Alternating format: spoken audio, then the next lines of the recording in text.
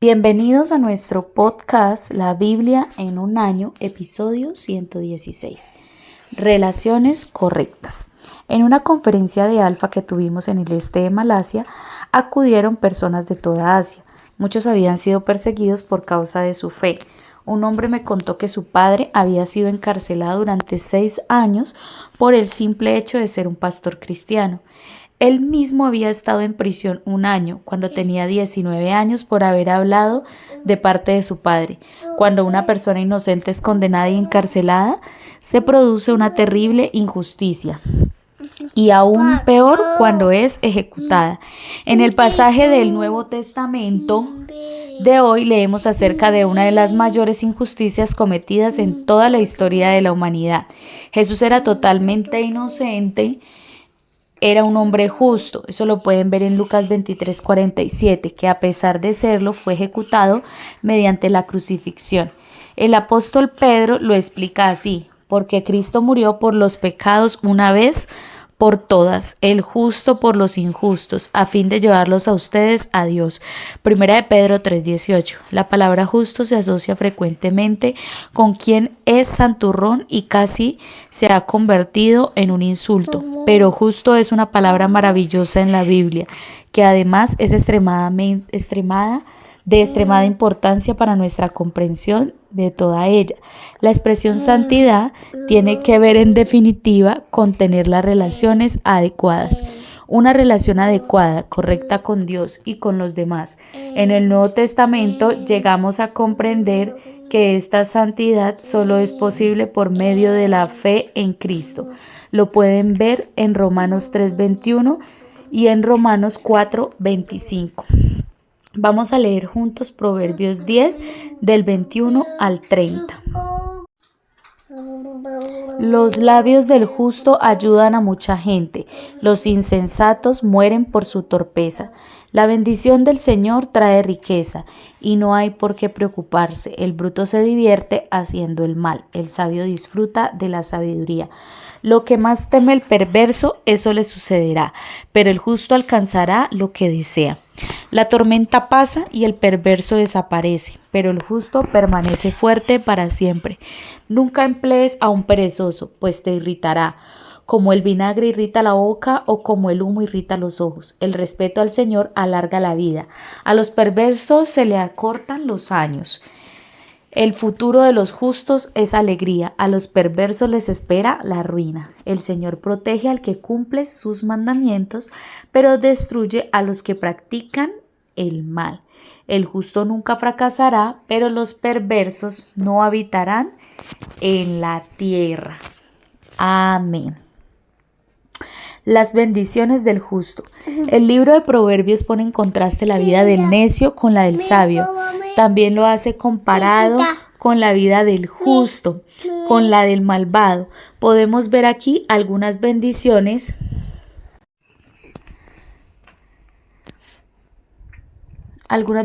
que son prometidas a los justos. Marcar la diferencia para los demás. Los labios del justo orientan a muchos. No podemos ser justos aisladamente. La santidad se trata de nuestras relaciones. Consiste en traer bendición a los demás. ¿A quién podrías hoy nutrir, alimentar, guiar, animar con tus palabras? Gozo en la sabiduría. El sabio se goza con la sabiduría. Una de las cosas que provienen de una relación con Dios es el hambre de conocimiento y sabiduría. Pide sabiduría en el día de hoy. Dios promete dártela cuando se la pidas. Eso lo pueden ver en Santiago 1:5. Cumplimiento de los deseos. Lo que el justo desea, eso recibe. Lo pueden ver en Proverbios 10:24 en la parte B. El Espíritu de Dios empieza a cambiar tu voluntad para alinearla con la suya. Filipenses 2:13. Y a medida de que esto sucede, Dios promete concederte los deseos de tu corazón. Esa promesa la podemos encontrar en el Salmo 37:4. Un porvenir de alegría.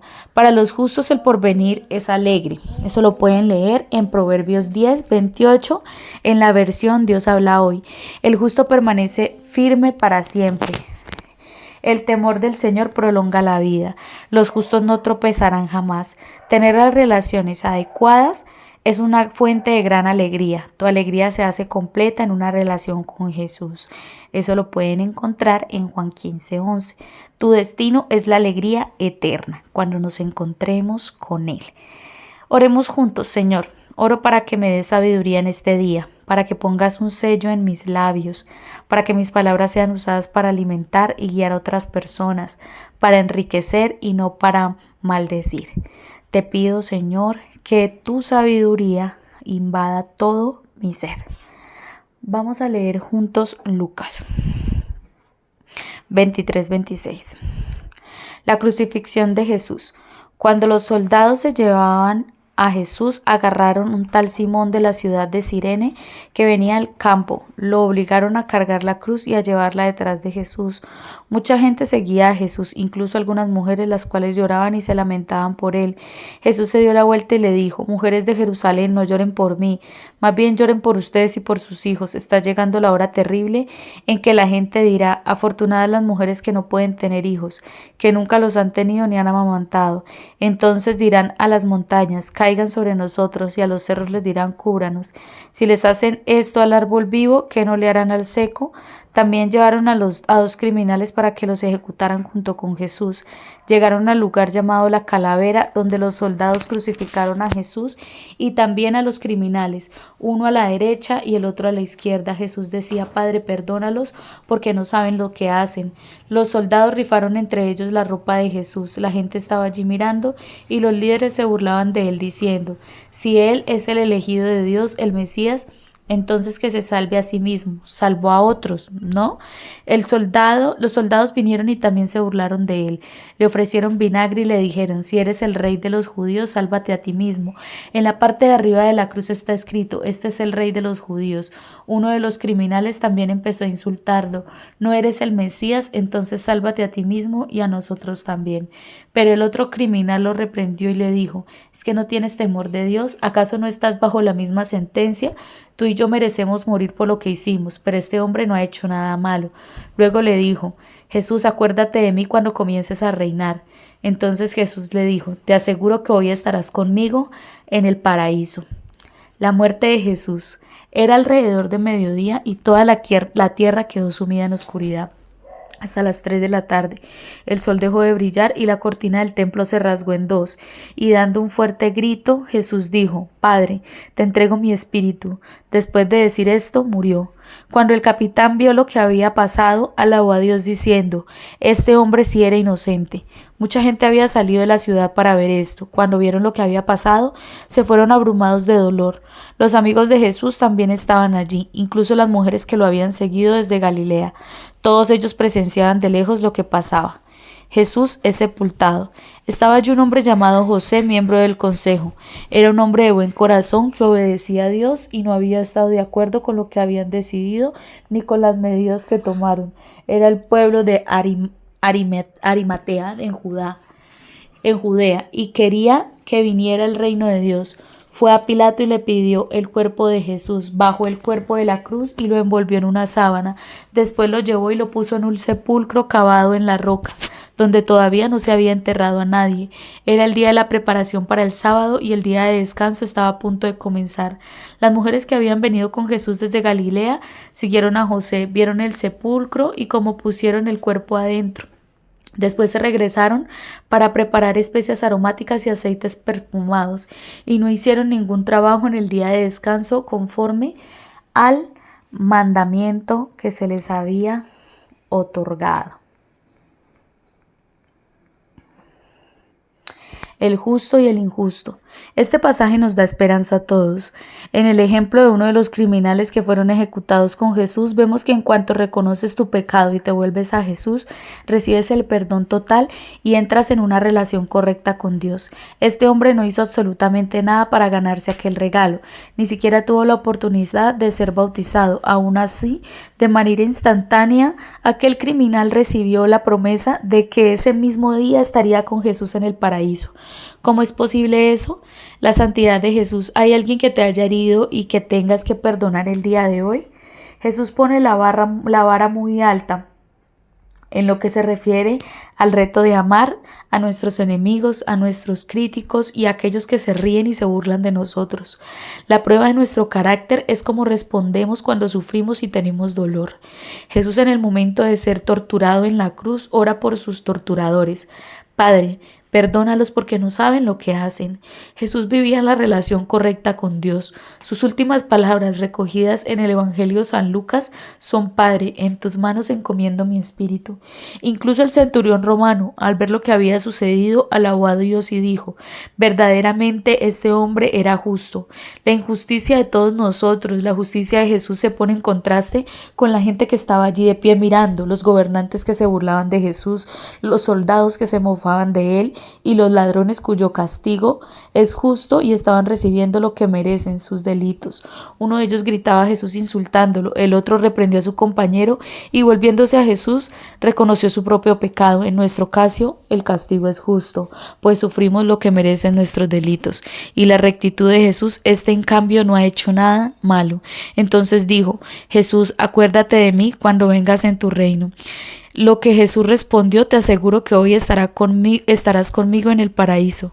El justo murió por los injustos. Este pasaje está lleno de ironía. Los gobernantes hacen burla de Jesús diciendo: salvó a otros, que se salve a sí mismo si es el Cristo de Dios, el escogido. Los soldados se mofaban: si eres el rey de los judíos, sálvate a ti mismo. Uno de los ladrones le espeta: ¿no eres tú el Cristo? Sálvate a ti mismo y a nosotros.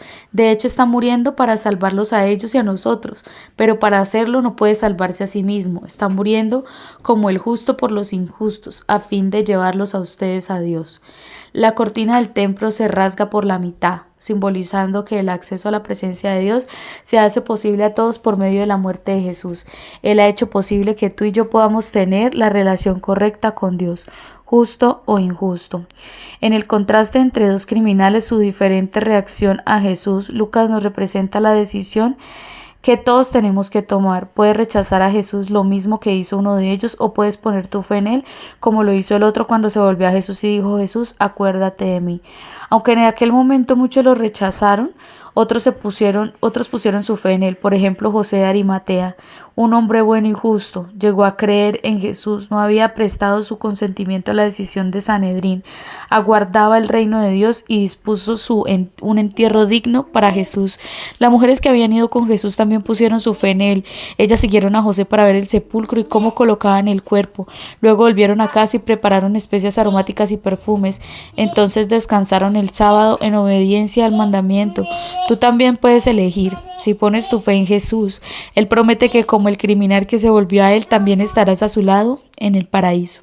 Si alguna vez has sentido la carga de tener que ganarte el amor de Dios, puedes sentirte reconfortado porque este pasaje nos dice que no hay absolutamente nada que puedas hacer que haga que Dios te ame menos. Oremos juntos. Gracias, Señor, porque por la fe me das el don de la rectitud y la santidad y me pones una relación correcta con Dios.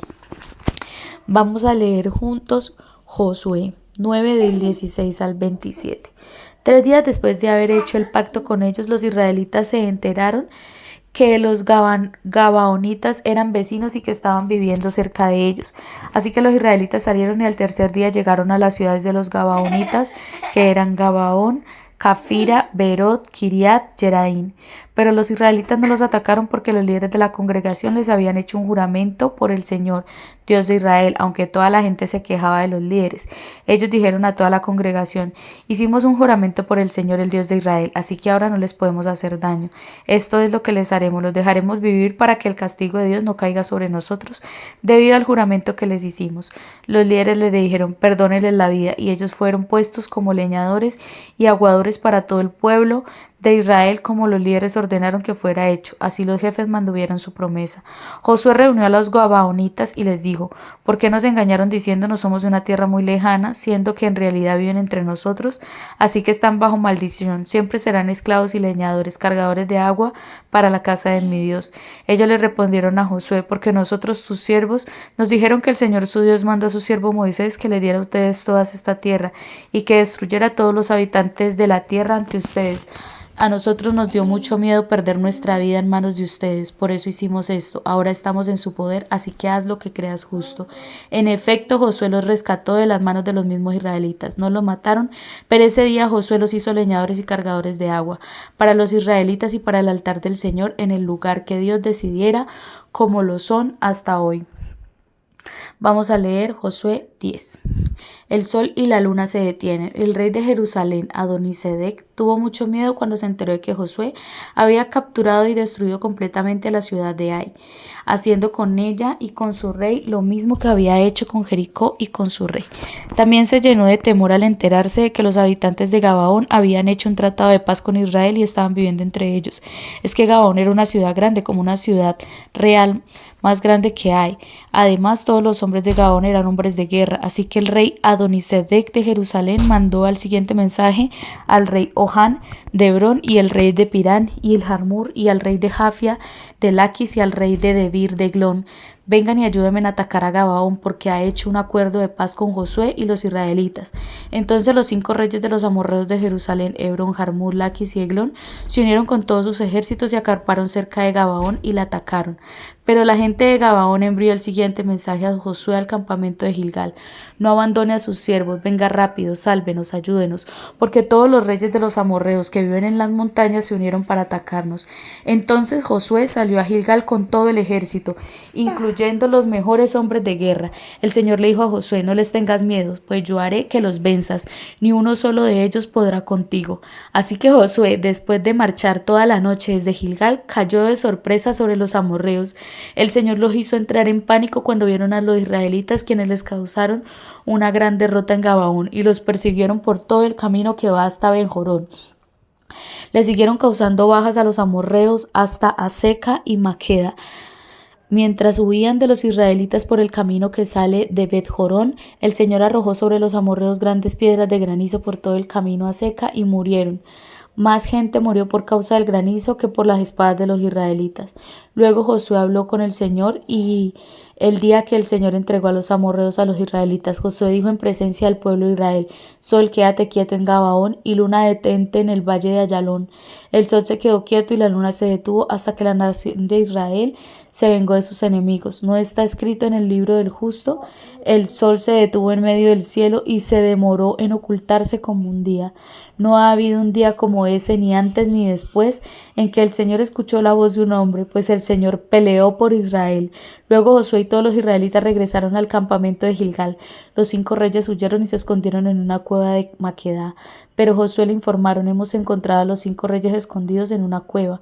Josué dio esta orden: pongan unas piedras bien grandes contra la entrada de la cueva y coloquen unos hombres para vigilarlos, pero no permanezcan allí ustedes, sino que persigan a sus enemigos y atáquenlos desde atrás. No los dejen entrar a sus ciudades, porque el Señor su Dios les ha dado a ustedes la victoria. Josué y los israelitas terminaron de matar a sus enemigos, pero algunos de ellos escaparon y se refugiaron en las ciudades fortificadas. Entonces todos los israelitas volvieron a salvo donde estaba Josué, al campamento de Maqueda. Nadie en la región se atrevía a hablar en contra de los israelitas. Luego Josué dijo: abran la entrada de la cueva y tráigame los 5 reyes que están en la cueva. Así lo hicieron y los trajeron delante de él, los 5 reyes de Jerusalén, Hebrón, Jarmut, Laquis y Eglón. Cuando le trajeron estos reyes, Josué reunió a todos los israelitas y les dijo a los comandantes de las tropas que lo habían acompañado en la batalla: acérquense y pongan sus pies en los cuellos de estos reyes. Ellos se acercaron y así lo hicieron para celebrar su victoria. Entonces Josué les dijo: no tengan miedo ni se desanimen, sean fuertes y valientes, porque el Señor le hará esto a todos los enemigos contra quienes ustedes peleen. Después de decir estas cosas, Josué comenzó a golpear a los 5 reyes. Luego los hizo matar, los dejó colgados en los árboles hasta el anochecer. Al atardecer, Josué dio la orden de bajarlos de los árboles y los arrojaron a la cueva donde se habían escondido. Luego pusieron unas piedras bien grandes en la entrada de la cueva, las cuales están ahí hasta el día de hoy. Ese día Josué capturó a Maqueda, mató a su gente y a su rey y los destruyó totalmente a todo ser viviente que habitaba en la ciudad. No dejó sobrevivientes. Hizo al rey de Maqueda lo mismo que le había hecho al rey de Jericó. La toma de las ciudades del sur. Josué y todos los israelitas se dirigieron a Maqueda, a Libna y los atacaron. El Señor le permitió a Israel también derrotar a Libna y a su rey. Mataron a todo ser viviente en la ciudad, no dejaron sobrevivientes en ella. Le hicieron al rey lo mismo que le habían hecho al rey de Jericó. Luego Josué y todo Israel con él se dirigieron en Libna a Laquis, la sitiaron y la atacaron. El Señor también le permitió a Israel derrotar a Laquis. La capturaron al segundo día y mataron a todo ser viviente de la ciudad como habían hecho en Libna. Entonces el rey de Orán de Gezer fue a ayudar a Laquis, pero Josué lo venció a él y a su ejército hasta que no quedó ningún sobreviviente.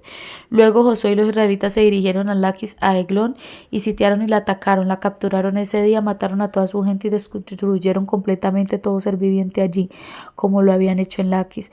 Luego Josué y todos los israelitas se fueron a Eglón. A Hebrón la atacaron y la capturaron. Mataron al rey y a todo ser viviente de la ciudad y de todos los pueblos de alrededor sin dejar sobrevivientes, tal como habían hecho en Eglón. Josué destruyó completamente la ciudad y a todo ser viviente que había en ella. Luego Josué y todos los israelitas volvieron de vuelta hacia Debir y la atacaron, la capturaron junto con su rey y todos los pueblos vecinos, mataron y destruyeron completamente a todo ser viviente en ella sin dejar sobrevivientes. Josué hizo con Debir y su rey lo mismo que había hecho con Hebrón y con Libna y su rey. Josué conquistó todo el territorio, las montañas, el Negev, los valles occidentales, las laderas y derrotó a todos sus reyes. No dejó ningún sobreviviente, destruyó completamente todo ser viviente, tal como el Señor Dios de Israel le había ordenado.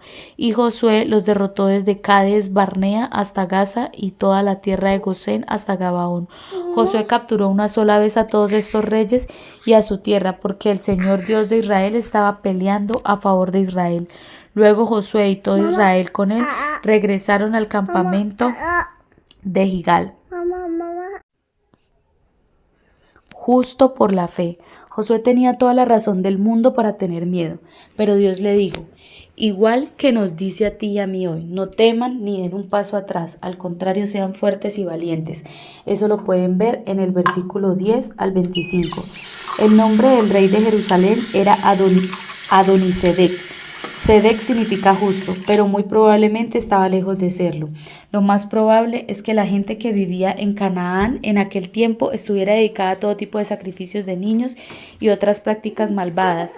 Por otro lado, Josué llevaba una vida de una relación correcta con Dios. El Nuevo Testamento deja claro que la santidad de Josué, como la de Abraham y otros personajes del Antiguo Testamento, provenía de la fe. En Romanos 3:21 y también en el 4:25. Josué era un hombre de fe, eso lo pueden ver en Hebreos 11:30. Los frutos de la muerte de Jesús no estaban limitados a aquellos que vivieron después de él. La muerte de Jesús afectó también a aquellos que vivieron antes de él. Jesús murió por Abraham, Moisés y Josué, murió por el ladrón de la cruz, murió por mí, murió por ti, para que fuéramos hechos justos, por medio de la fe de Jesucristo. Dios nos hace justos a todos los que creen. Eso lo pueden leer en Romanos 3:22. Oremos juntos. Señor, gracias porque moriste, el justo por los injustos. Ayúdame a vivir hoy en la relación correcta contigo y con todos los demás. Pipa añade: las mujeres eran valientes, leales y prácticas. Se enteraron de dónde estaba enterrado el cuerpo de Jesús y fueron allí a hacer lo que pudieron. Habían apoyado a Jesús financieramente y de manera práctica durante su vida e iban a continuar cuidándolo hasta el final. Recuerden que este devocional fue escrito por el pastor Nicky Gumbel de la iglesia HTV en Londres y la voz que le dio vida a este podcast es la de Surizada y González. Que Dios les bendiga.